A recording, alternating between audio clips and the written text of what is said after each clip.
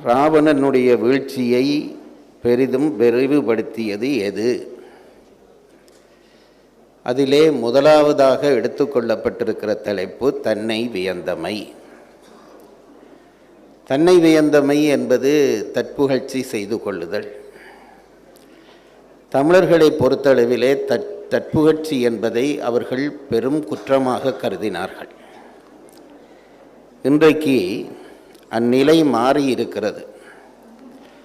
ஒவ்வொருவரும் தன்னைத்தானே புகழ்ந்து கொள்கிறார்கள். அந்த புகழ்ச்சி தமிழ் சமூகத்துக்குள்ளே எடுபடுகிறது.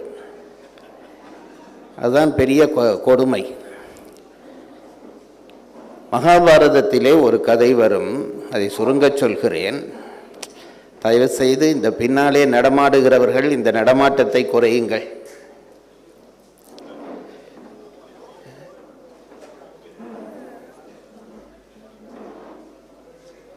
மகாபாரதத்திலே ஒரு கதை வரும். பஞ்சபாண்டவர்களும் ஆண்டுக்கொருவராக திரௌபதியோடு வாழ்வது என்று பிரமாணம் பண்ணிக்கொள்கிறார்கள். அந்த வாழ்கிற காலத்திலே மற்றொருவர் அந்த பாஞ்சாலியும் அப்போது அவளோடு வாழ்கிற கணவனையும் பார்க்கக்கூடாது. இப்படி ஒரு ஒப்பந்தம் செய்யப்படுகிறது. ஒரு நாள் ஒரு கட்டாயமான சூழ்நிலையிலே அர்ச்சுனன் தன்னுடைய வில்லை எடுப்பதற்காக தர்மனுடைய அரண்மனைக்குள்ளே புகுந்தால் அங்கே தர்மனும் பாஞ்சாலியும் இருப்பதை பார்த்து விடுகிறான். அந்த பார்த்த பிறகு அர்ச்சுனனுக்கு ஒரு சத்தியம், முதலே பண்ணிய சத்தியம் இருந்தது. அப்படி பார்த்தால் ஒன்று,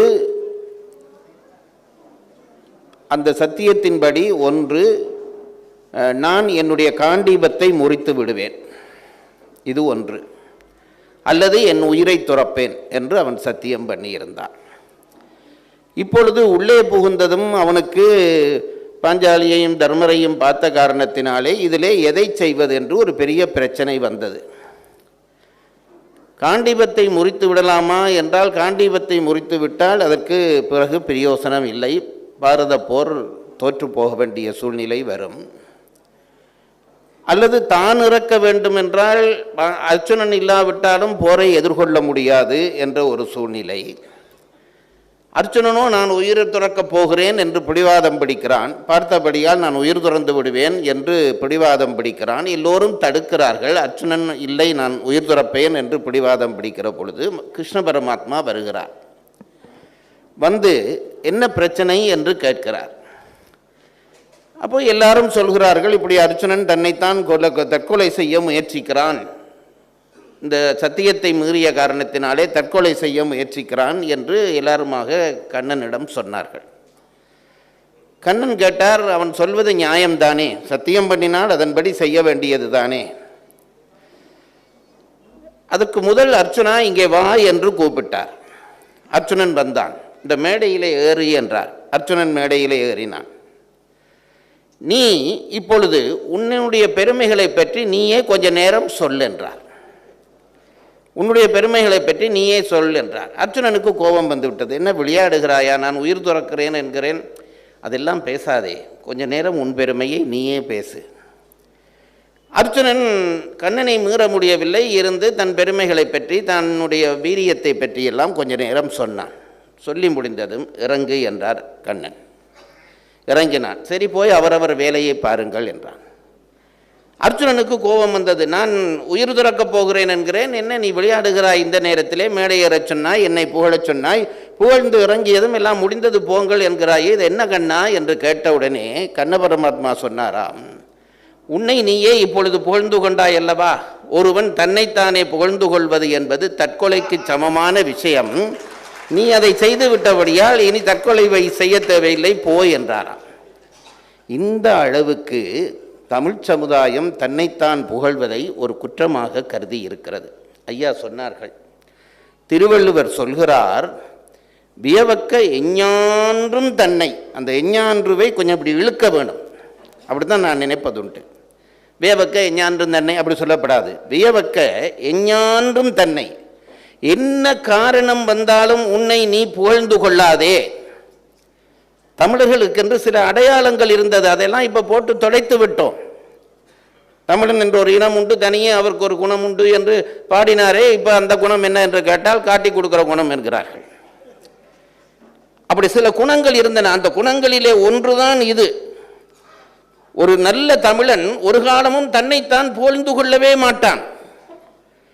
அப்படி புகழ்வது என்பது தற்கொலைக்கு சமமானது என்று தமிழர்கள் நினைத்தார்கள்.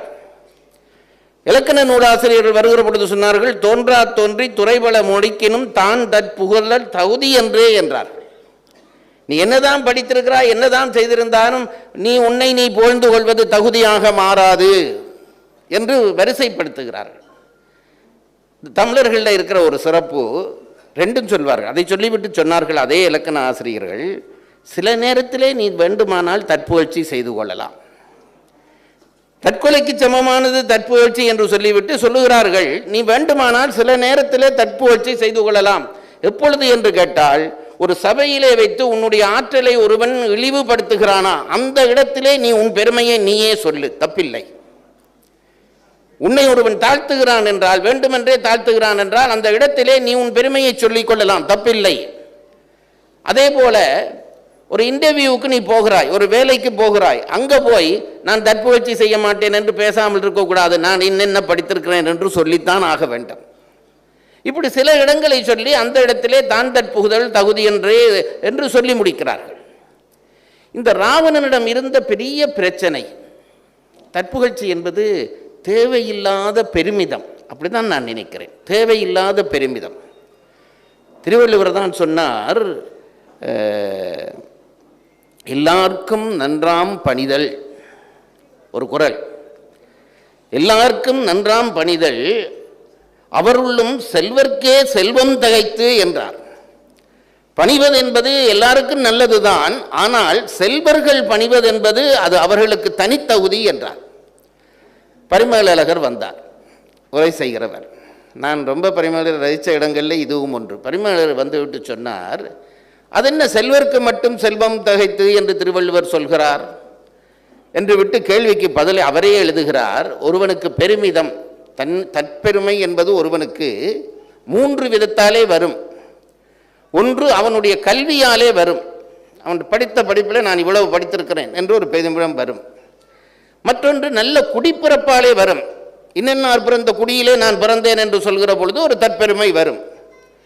நிறைய செல்வம் வைத்திருக்கிறேன் என்பதிலே இன்னொரு பெருமை வரும். இந்த 3ஐயும் சொல்லுகிறார் பரிமேலழகர். இந்த 3 தான் ஒருவனுக்கு பெருமிதம் வருகிற இடங்கள் என்று சொல்லிவிட்டு சொன்னார், உரையாசிரியர்கள் தேவையில்லாமல் நூல் படிப்பது என்பதை போல ஒரு மூடத்தனம் உண்டா? அவர் தான் சொல்லுகிறார். அவர் சொன்னார், என்ன சொன்னார் என்றால், கல்வியால் வருகிற பெருமிதத்தை அந்த கல்வி தருகிற அறிவே அடக்கும். குடிப்பிறப்பால் தருகிற பெருமிதத்தை அந்த குடிப்பிறப்பு தருகிற பண்பே அடக்கும். ஆனால் செல்வத்தால் வருகிற பெருமிதத்தை செல்வம் அடக்காது. அதனால் தான் செல்வன் அடங்கி இருப்பது மற்றவர்கள் அடங்கியதை விட சிறந்தது என்று எழுதினார். எப்போ நான் சொல்லுகிறேன் பாருங்கள், செல்வம் என்பது கண்ணை மறைத்துவிடும். ராவணனுக்கு செல்வத்தோடு காமமும் சேர்த்து மறைத்தது. தேவையில்லாமல் பெருமிதப்பட்டான். அந்த பெருமிதத்துக்குரியவனாக அவன் நடந்து கொள்ளவும் இல்லை. பேசுகிற பொழுதெல்லாம் தன்னை வியந்து பேசினான். சீதையை விடுவதுண்டோ 20 திறந்தோள் உண்டாள். கேட்ட பொழுது அவன் சொல்லுகிறான், ஊனுடை மானுட இருவரை வணங்கி மற்றும் அக்கூனுடைய குரங்கையும் கும்பிட்டு வாழ்குதல் ஊனுடைய உனக்கும் உன் தம்பிக்குமே உரியது என்கிறான். எவ்வளவு கொழுப்பு இருந்தா சொல்லுவான்னு சொல்லுங்க பாருங்க. மானுடர் இருவரை வணங்கி, அவன் எப்படி, அவனுடைய சிந்தனை எப்படி போயிருக்கிறதுடா, ராமன் லட்சுமணன் 2 மனுஷங்கடா, அதோடு கொஞ்சம் குரங்கு வந்திருக்குது. அதை எவ்வளவு கேவலப்படுத்தி சொல்லுவான். பெருமிதம் வந்தால், தேவையில்லாத தப்புகழ்ச்சி வந்தால் கண்ணை மறைத்து விடும், அளக்க முடியாது. அவன் என்ன சொன்னான், மானுடரை இருவரை வணங்கி அந்த கூனுடை குரங்கையும் கும்பிட்டு வாழுதல். அதில் ஒரு கிண்டல் இருக்கு பாருங்க. குரங்கை கும்பிட்டு வாழுதல் இல்லை, கூனுடை குரங்கையும் கும்பிட்டு வாழுதல். பொதுவாகவே குரங்கு கூனித்தான் இருக்கும், அதை விட நான் குனிஞ்சு கும்பிடணுமாடா என்று கேட்கிறான். அப்படி கேட்கிற அந்த பெருமிதத்தின்படி வாழ்ந்தானா என்றால் அதுவும் இல்லை. சீதையை போய் அடைக்க வேண்டும், ராமலட்சுமணரை அழித்து விட்டு அவன் சீதையை தூக்கி இருக்க வேண்டும். சாமி வேஷம் போட்டு, கள்ளச்சாமியார் வேஷம் போட்டு போய் சீதையை தூக்குகிறான். அதனால இன்றைக்கு வரைக்கும் காவி போட்ட எல்லாருக்கும் இழுக்கு. எந்த ஒன்றையும் அவன் கம்பீரமாக செய்யவில்லை. இந்த பர்வீன் சுல்தானா சொன்னார்களே, அந்த குர்ஆன்ல இருக்கிற வார்த்தை, ஒரு பாத்திரம் நிரம்பி வழிகிற பொழுது அவனுடைய பாவம் தொடங்கி விடுது. ராவணன் அந்த வழிகிற பாவம்தான் சீதையை தூக்கியது. அதுக்கு முதல் நிறைய பாவம் பண்ணி விட்டான், பல பெண்களை கெடுத்தான். அவனுக்கு சீதையும் கெடுத்திருப்பான். ஒன்றும் பல பேர் இப்ப சொல்லிக் கொண்டு வருகிறார்கள், சீதையை அவன் பெருந்தன்மையாக காப்பாற்றினான். அதெல்லாம் ஒன்றும் இல்லை, சாபம் இருந்தது. தொட்டால் தலைவடித்து விடும் என்று சாபம் இருந்தது. என்னவோ தெரியவில்லை, பல பேருக்கு இப்போ எல்லாம் ராவணனை காப்பாற்றுவதிலே ஒரு பெரிய இன்பம். நான் பல இடத்துல சொல்றது உண்டு, ராவணன் அவர்களுக்கு ராமனை பிடிப்பதில்லை, ராவணனை தான் பிடிக்கிறது. சீதையை தூக்கினான் சொன்னா அதுக்கு என்ன, அதையும் ஏற்கிறார்கள். நான் அதுக்கு என்ன காரணம் சொல்கிறேன், நான் சொல்வதுண்டு, அவர்களுக்குள்ளே, இப்படி சொல்லுகிறவர்களுக்குள்ளே ஒரு ராவணன் இருக்கிறான். அவர்கள் ராவணனை காப்பாற்ற நினைக்கவில்லை, தங்களை காப்பாற்ற நினைக்கிறார்கள் என்றுதான் நான் நினைக்கிறது உண்டு. இந்த ராவணன் தேவையில்லாத பெருமிதங்கள் செய்தான், தன்னை வியந்தான். நான் எப்போதும் சொல்லுகிறேன் பாருங்கள், பொருட்பால் என்று திருக்குறளிலே அரசியலை அப்படியே பாடுகிறார் திருவள்ளுவர். பொருட்பாலிலே வினை என்று வருகிற சொல்லுக்கு போர் என்று அர்த்தம். வினை என்று வருகிற சொல்லுக்கு போர் என்று அர்த்தம். எந்த நிர்வாகம் நடத்தினாலும் அது போர் தான். நீ சாதாரணமான ஒரு பெட்டி கடை நடத்துகிறாயா, அதிலே ஒரு போர் இருக்கிறது. பக்கத்திலே வந்து இன்னொருத்தன் பெட்டி கடை போடுவான், அவனை வென்றால்தான் நீ நிற்கலாம். எந்த பொருளாதார நிர்வாகத்திலேயும் ஒரு போர் நடந்து கொண்டே இருக்கும். அதனால்தான் பொருட்பாலிலே வருகிற நிர்வாகத்தை வினை என்ற சொல்லை சொல்லிவிட்டு பரிமாறர் எழுதுகிற பொழுது போர் போர் என்றே எழுதுவார். போர் செய்ய வேண்டும் என்றால் ஒருவனுக்கு அறிவு வேண்டும், பலம் இருந்தால் போதாது. போர் செய்ய வேண்டுமானால் அறிவு வேண்டும். அந்த அறிவு என்ன செய்யும் என்றால், போரிலே நான் இறங்கலாமா இல்லையா என்பதை அந்த அறிவு தான் தீர்மானிக்க வேண்டும், வெறும் பலம் தீர்மானிக்க முடியாது. அதை திருவள்ளுவர் சொல்லுகிற அழகு, வலியறிதல் என்று ஒரு அதிகாரம். வலியறிதல் என்று ஒரு அதிகாரம் 3 விஷயம் சொல்கிறார்: காலமறிதல், இடனறிதல், வலியறிதல். இந்த வலியறிதலிலே ஒரு குறள் வைக்கிறார்: பீலிவை சாகாடும் அச்சுறும் அப்பண்டம் சால மிகுத்து பெயின். இதிலே வலியறிதலை பற்றி ஒன்றுமே இல்லை, ஏதோ ஒரு சம்பவத்தை சொல்லிவிட்டு போகிறார். பீலிவை, அதாவது மயிலிறகை கூட நீ அளவுக்கு அதிகமாக ஏற்றுவாயானால் பெரிய இரும்பு அச்சை கொண்ட அந்த வண்டியினுடைய அந்த அச்சு முறியும் என்கிறார். மயிலிறகை ஏற்றினால் அச்சு முறியுமா? இது பிரிது மொழிதல் என்று இந்த அலங்காரத்துக்கு பெயர். என்னென்றால் இதில் வலியை பற்றி ஒன்றும் சொல்லவில்லை, இதை சொல்லிட்டு சும்மா விட்டுடுறார். இதில் என்ன அர்த்தம் என்றால், மயிலிறகை ஏற்றினால் கூட இரும்பு அச்சு முறியும் என்றால் அதுக்கு என்ன சொல்லுகிறார் என்றால், வலிதர் பரிமேல் அழகர் விளக்கம் சொல்லுகிற பொழுது சொல்லுகிறார், இவன் என்னை விட சிறிய எதிரிதானே என்று நீ நினைத்து, இவன் என்னுடைய சக்திக்கு இவன் என்னையா, இவன் ஒரு சாதாரண என்று நினைத்து பல எதிரிகளை நீ சேர்த்து கொண்டால் அவர்கள் ஒன்று கூடுகிற பொழுது நீ முறிந்து போவாய் என்கிறார் திருவள்ளுவர். பீலிவை சாகாடும் அச்சுறும் அப்பண்டம் சால மிகுத்து பெயின். பல பேர் இப்படித்தான் நினைத்தார்கள், என்னுடைய பலத்துக்கு முன்னால் இவன் என்ன, இவன் என்ன, இவன் என்ன, இவன் என்ன என்று எல்லாரையும் தூக்கி போட்டார்கள். அத்தனை பேரும் கைகோத்தான், கோத்த உடனே இவன் வீழ்ந்தான். இதுதான் இந்த மயிலிறகு அச்சை முறிக்கிற கதை. ராவணன் அப்படித்தான் நினைத்தான், எல்லாரையும் சாதாரணமாக நினைத்து தன்னை வியந்து கொண்டே இருந்தான். நான் பெரியவன், நான் பெரியவன் என்று வியந்து கொண்டே இருந்ததனுடைய முடிவு ராவணனை வீழ்ச்சியை நோக்கி நகர்த்தியது. இது ஒன்று. அதை அவர்கள் சொல்வதை யாரும் மறுக்க முடியாது. தன்னை வியந்ததால் தான் அவனுக்கு இந்த பிழை வந்தது என்பதை யாரும் மறுக்க முடியாது. அடுத்தது இவர்கள் சொன்னார்கள் தன் பிழை உணராமை. அதுவும் மிக முக்கியமானது. திருவள்ளுவரே தான் சொல்லுகிறார், ஏதிலார் குற்றம் போல் தன் குற்றம் காண்பின் தீதுண்டோ மண்ணும் உயிர்க்கு என்றார். அது பெரியவர்கள் சொல்வார்கள், நீ குற்றவாளி என்று ஒருவனை நீ கை நீட்டுகிறாயா, மற்ற 3 விரலும் உன்னை நோக்கி கை நீட்டுகிறது, மறந்து போகாதே என்றார். இன்னொருவனை குற்றம் சாட்டுகிற பொழுது மற்ற 3 விரலும் உன்னை காட்டுகிறது, நீ குற்றவாளியா என்று முதல் ஆராய்ந்து கொள். அதான் திருவள்ளுவர் சொன்னார், ஏதிலார் குற்றம் போல் தன் குற்றம் காண்பின். அதற்கு என்ன விளக்கம் என்று கேட்டால், மற்றவனிலே பிழை காணுகிற பொழுது நீ எப்படி தேடி தேடி காணுகிறாய்? அவன் பிழை செய்யவே இல்லை என்றாலும் கூட அப்படி செய்திருப்பான், இப்படி இருக்கும் அப்படி இருக்கும் என்று கற்பனை பண்ணி பிழையை தேடுகிறாய் அல்லவா? அப்படி உன்னிலே நீ பிழை இருக்குமா என்று தேடிக்கொண்டே இரு, அப்போ நீ தப்பி விடுவாய். ராவணன் அதை செய்யவே இல்லை. தன்னிலே பிழை இருக்கும், பிழை பிழை பிழை என்று தலை தலையாக அடித்துக் கொண்டார்கள் அவனை சூழ்ந்திருந்தவர்கள். தலை தலையாக வீடனனை ஒரு பக்கம் தூக்கி போடுங்கள். வீடனை கும்பகர்ணன் சொன்னான், இந்திரசித்தன் வந்து சோர்ந்து சொன்னான், ஐயா ஆதலால் அஞ்சினேன் என்று அருளலை ஆசைதான் அச்சீதைவால் விடுத்தியாயின் அனையவர் சீற்றம் தீர்வர் போதலும் செய்வர் செய்த தீமையும் பொறுப்பர் நின்மேன் காதலால் உரைத்தேன் என்றான். அப்படி சொல்லவும் அவன் கேட்கவில்லையே.